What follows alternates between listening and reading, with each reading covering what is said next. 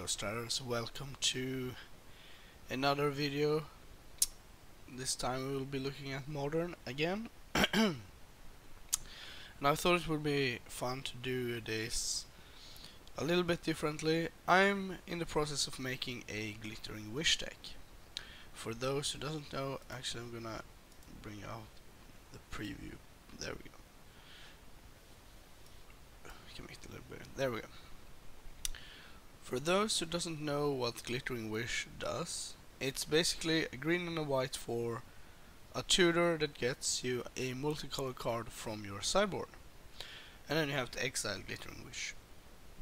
So the plan here is, and I built, and I think even posted some videos of this deck like 1.5, 2 years ago, something like that. It was a lot of fun, but it just didn't work out the way I wanted it to, and I'm not sure why. You just took a lot of damage and you died basically, and that's not where you want to be. The problem, of course, is that you want to play. You would probably want to play 5 colors if you can, because then you get access to the best multicolored cards from each color pair there is, and to be honest, you can fill your deck and sideboard with multicolored cards and be very happy about that. So there are a few things that we have to decide here how we should approach this deck, and the first thing is obviously how many colors should we run. We have to run green and white, so at least 2. And I've just started to build like a main board that would be okay, like birds for mana obviously, and same with Noble Hierarch, which gets me to lean a bit more against band, but I mean that's nothing in the bigger picture here. I mean, if it tapped for red, I would be slightly more biased towards red, but it's not even a tiebreaker. Then obviously Glittering Wish, at least 1 Eternal Witness, because the name of the game here is, bottom line of the deck is to be able to find something that just crushes your opponent, like the one silver bullet, the most awesome card that you can find, and if they somehow deal with it, you better be able to get it back, because otherwise, well, you spent a card and time to get that card, and if it doesn't win you the game or seriously ups your chances of winning, then you probably picked the wrong card, and if you did pick the right card, you want to be able to bite back. So that's why I think at least 1 Eternal Witness should be in. Then they also added Voice of Resurgence. My inclination is that this deck will be, as a base, more value and stalling. I mean, just putting up creatures and presenting some kind of clock, but also like Voice, for example, makes it very hard to counter Glittering Wish without losing the game and stuff like that. So that's my thought at least. So I dug up every single multicolored card that I could find that I would consider playing in a deck like this, and as you can see, there are 92 cards, and that doesn't rule out, for example, that we run 2 of something or 3 of something if it's really good.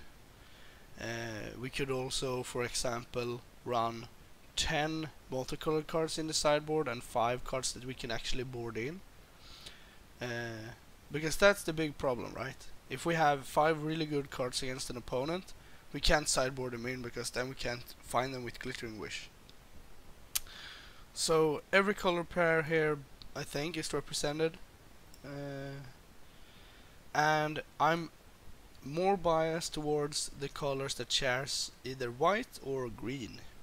So for example, is it that forces us to go 4 colors, so the cards in my mind have to be really good to branch out. So my personal goal is 3 colors. 4 is not unreasonable if it's just a tiny splash. If we can go like green white and then have green white cards, a couple of like white black green black, and then like 1 or 2 blue cards somehow, that would work. But yeah, so let's take a look. We have Meddling Mage, for example. in blue-white. So we can wish for it on turn 2, more likely on turn 3 with a mana guy, so we can cast it at the same time. Actually, this is, I'm just gonna, looking at other fun stuff. MTG Top 8. Wow, fantastic site. So let's see, for example, what would Meddling Mage be good against? Death Shadow? Not really. Eldrazi aggro? Decent, because they tend to run few removal spells. Easy to check it. One Dismember, one Collective Brutality. This one has Wasteland Strangler.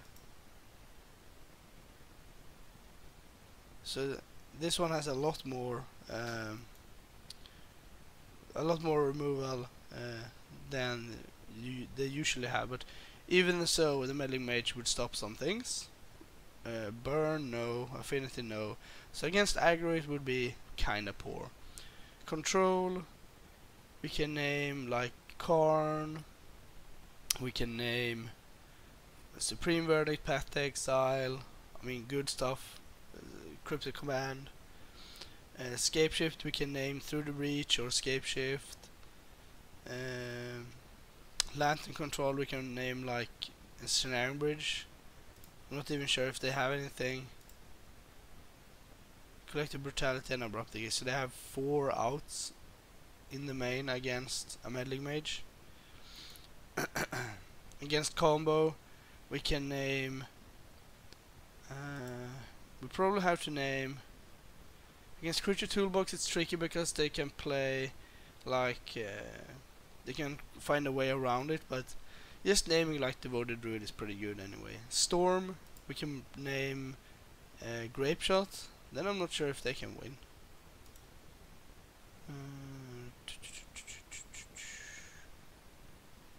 Oh, 1 Empty the Warrens. Okay, so game 1, if we name Grape Shot, they can only win with Empty the Warrens. So if our next glittering, if we can resolve another Glittering Wish, we can make sure to get a -1/-1 effect or something, and then we're clear. Great against Storm, good against Valakut. Against Elves we can name like Collected Company. Living End we can name Living End, that will make it very hard for them to win. Ad Nauseam we can name depending on the yeah, they're clean combo decks now. If we just name Lightning Storm for example, the only way they can win is with Laboratory Maniac. Or we can just name Ad Nauseam. That's probably even safer. So Meddling Mage, good. This is how we have to think if we wanna build this deck as good as possible. So for example, Meddling Mage seems like a card that we do want. The Tension Sphere takes care of every non-land permanent in the game that doesn't have X-Proof or something. That's pretty good. Once again, if we just quickly look over here, it can kill Death Shadow, multiple Thought-Knotseers, Goblin Guides, Orphan Ravagers. We can stop Oblivion Stones. I mean, you get the idea. It stops a lot of things. Geist is pretty good, and I was kinda happy with it last time because if we need to put up a clock against like a slower combo deck, going turn 3 Wish into turn 4 Geist, and then excuse me, turn 4 and onward we can keep up like a counter spell or removal or what have you. It's pretty good. Reflector Mage is another option that we can have. Good for tempo. Spell Queller. I mean, you get the big picture, right? Grand Arbiter Augustine the 4th. Good against Storm. Supreme Verdict. Teferi's Moat. I'm just gonna talk about the more obscure cards from now on, because otherwise we'll be here forever. But blue-white is very tempting. We can deal with all the permanents.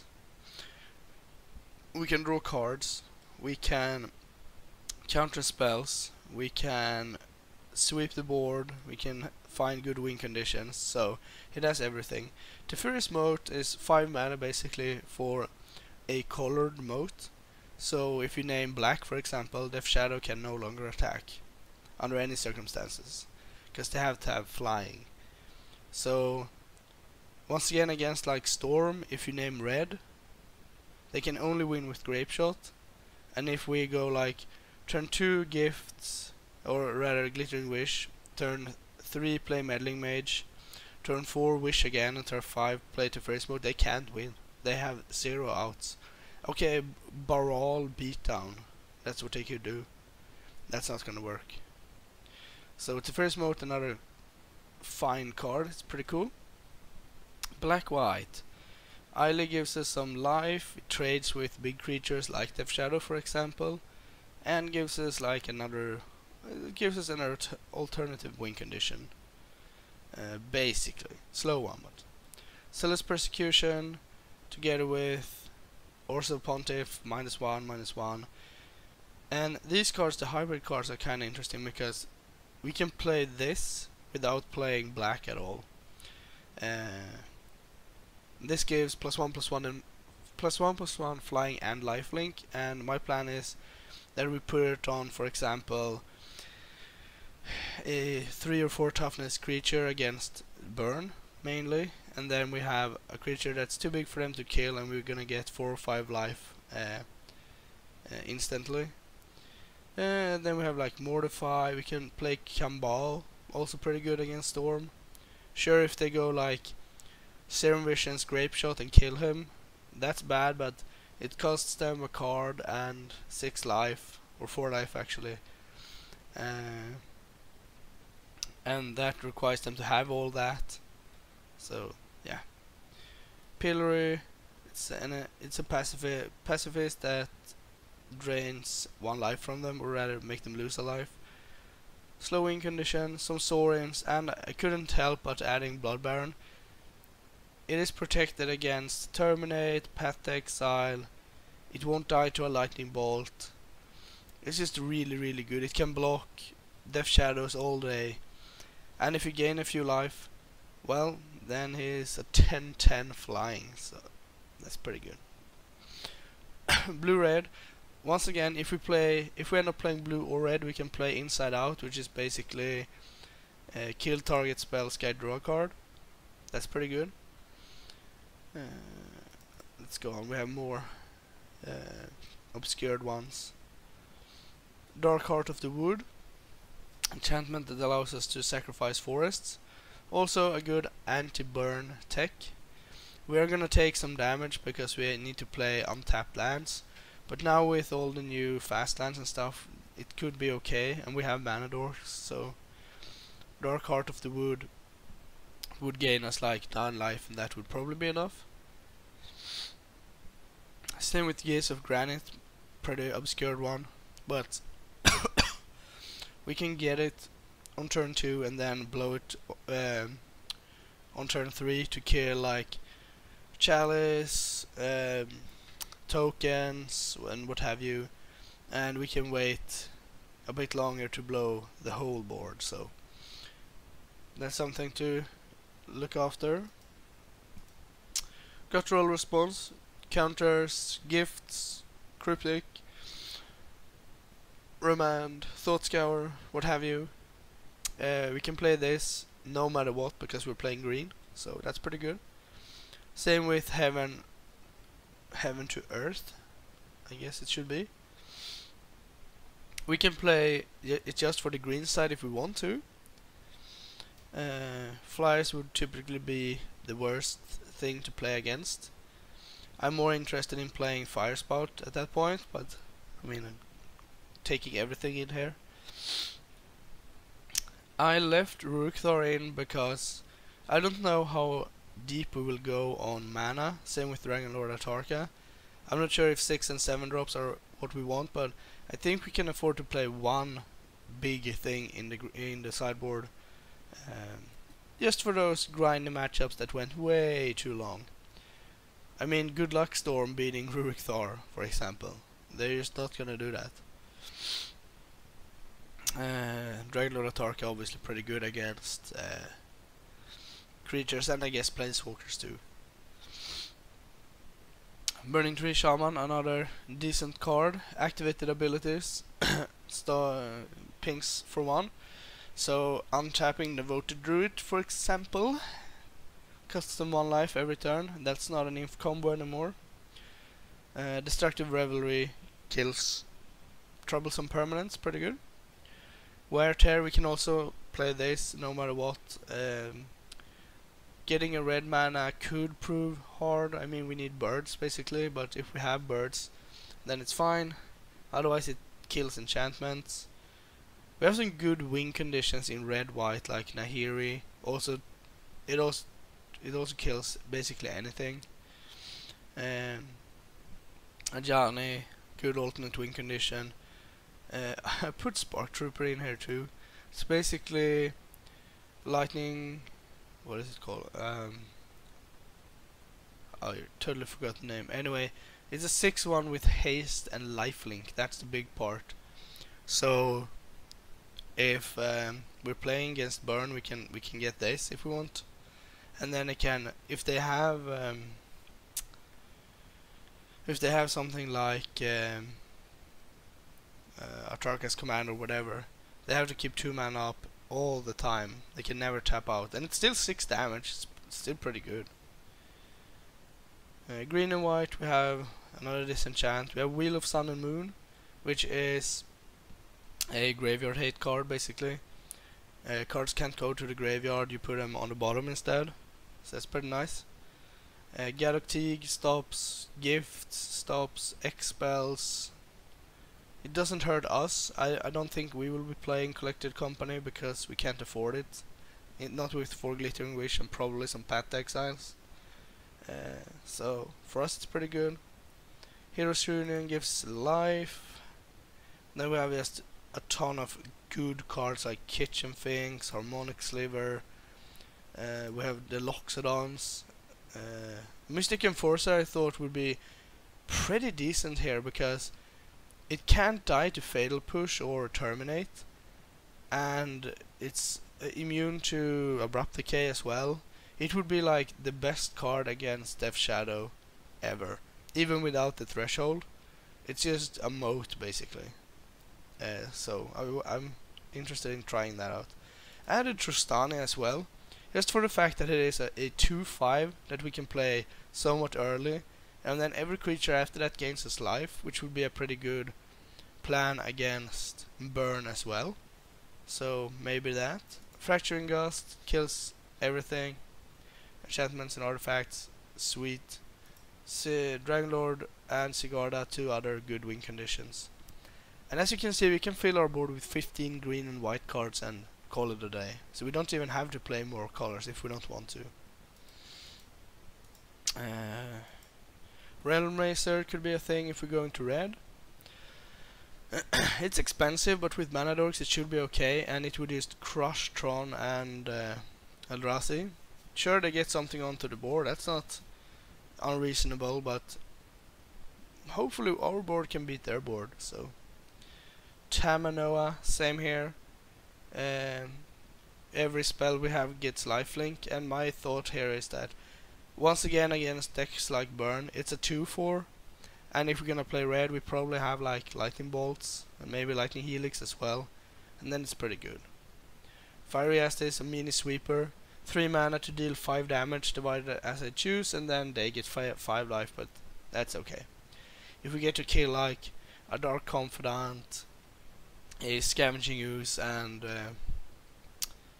like a Liliana or something, that's fantastic.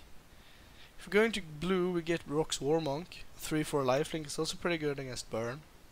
Stoic Angel, pretty good against like tokens or any type of deck that wants to attack with creatures. Then we have more interesting choices. Crackling Doom. This is a bit of a stretch because now we're into 4-color territory, just for an edict effect. It's somewhat sketchy. If we go back to black, we have Anoffensa, good graveyard hate, and we got Siege Rhino, which is just a great beater in general. Then we could go like turn 1 Guy, turn 2 Wish, turn 3 Rhino, for example. It's also pretty good. Lightning Angel, 3/4 Flying Vigilance Haste, good as a beater and good as a blocker. 2 colors again though, so not too thrilled. When it comes to John, we have John Charm, probably the most flexible of the charms.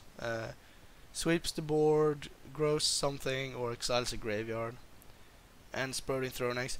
The thing is, these cards are not really on my radar. I mean, it's not like, bam, I dropped an offense against Dredge, you lose. Playing this against something, it's like a hurdle, and this is like a complete stop sign. So then we have some split multicolor cards. So Ready Willing is a fuse card. It's very expensive if you're gonna fuse it, 6 mana. But you can, what you could do is like tap 2 mana guys, and then 4 lands for example, which is not impossible to have, and then fuse it. Then all your creatures gains indestructible, and you get to untap them, and then again Death Touch and Lifelink.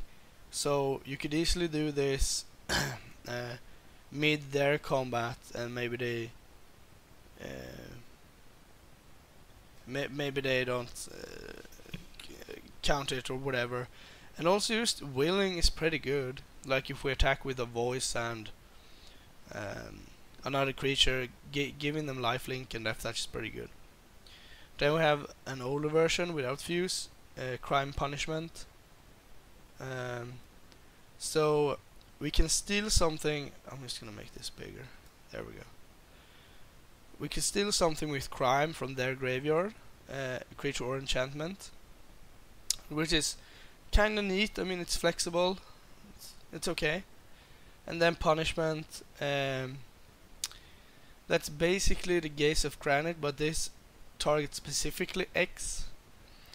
So we can do it for example for 2, which probably won't hurt us that much, but it could clean out like Goblin Electromancers and Mind Stones and what have you. Also, it's a pretty neat way to sweep tokens once again. And then we have Pure Simple, one of my favorite cards, because it can kill a multicolor permanent, Knight of the Reliquary for example, or like Sahili if she's been played, or Nahiri for that matter. Like, it has its moments. And then destroying all auras and equipment. Basically it's a trump card against boggles, and at the same time we can take care of like Sword of the Meek. Perhaps not that great, but we could. What I'm thinking is that it's probably not as good as Fracturing Gust anyway, because we will probably be able to play them at the same time almost, and then this is just better, so maybe not. But yeah, this is the baseline I have to work with. So I need to figure out, should I play, can we get to, there we go. Should I play straight green white with a small splash, or should I play straight 3 colors? What do I get in my main board that supports that? How will the mana look like, and stuff like that. So the only thing I know for sure is that a good portion of these cards from the green white pile will be in, and then maybe we run like several Kitchen Finks because we want to be able to find more and board some in, for example. So that's the thinking. I'm not sure if we can find the old, if we have the old decks still lying around. As a finishing thought on this part of the video, I will shortly be jumping over to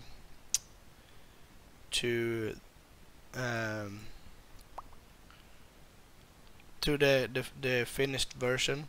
So this was basically no green. This was a Jeskai control deck that splashed Glittering Wish, which worked surprisingly good. I mean, You can keep control with path and bolts and electrolyzers, mana leaks, supremes. And then Glittering Wish could find you life gain, win conditions, sweepers, other win conditions, counter spells. Like, it worked okay. The problem is that the life gain that we can put up is like Lightning Helix, and that's it. Sphinx's Rev. It just didn't work. Maybe if we played like Timely in the main, maybe, because you took so much damage, so you helped your opponents a lot on their way to killing you, just to be able to cast Glittering Wish, and it just wasn't worth it. So that's why we went on to make another version. Let's see. There we go. Here we have added Cryptics, Angers, because we lost against Fast X. And for the sideboard we've upped the choices a bit and cut down on other stuff. So basically an extension of the last deck. I think this is also, yeah, this was the third attempt. Wish It wanted to do it a play on Family Guy, and this was supposed to be like an Absan deck. And then we could play like Choke, for example, and we get some good answers in like Anguish Drum Making. I mean, you get the points here. This is non-blue. That was the plan, at least, so we would be good against blue decks, bringing in like Chokes, and then we could find our silver bullets. And I wanted a Court of Calling just so we could find specific silver bullets in the main as well, so we could have a Siege Rhino in here and a Siege Rhino in the board, and then we can find both. So that's the plan. Anyway, I will be jumping over to the next part, and then hopefully we will see a more polished version. So I'll see you very shortly. Thank you for watching. Please like and subscribe, it really helps us out. If you enjoyed this content, please consider supporting us at patreon.com/magicgatheringstrand.